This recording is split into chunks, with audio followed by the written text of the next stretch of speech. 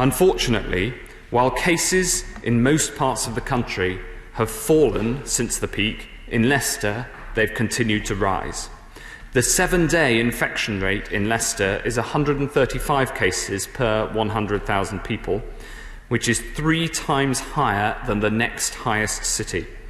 Leicester accounts for around 10% of all positive cases in the country over the past week. And admissions to hospital are between 6 and 10 per day, rather than around 1 a day at other trusts. Given the growing outbreak in Leicester, we cannot recommend that the easing of the national lockdown, set to take place on the 4th of July, happens in Leicester. Having taken clinical advice on the actions necessary and discussed them with the local team in Leicester and Leicestershire, we've made some difficult but important decisions. We've decided that from tomorrow, non-essential retail will have to close.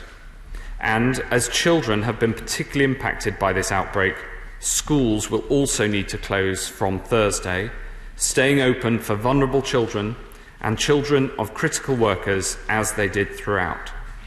Unfortunately, the clinical advice is that the relaxation of shielding measures due on the 6th of July cannot now take place in Leicester. We recommend to people in Leicester, stay at home as much as you can, and we recommend against all but essential travel to, from and within Leicester. We'll monitor closely adherence to social distancing rules, and we'll take further steps if that's what's necessary. The more people follow the rules, the faster we'll get control of this virus and get Leicester back to normal.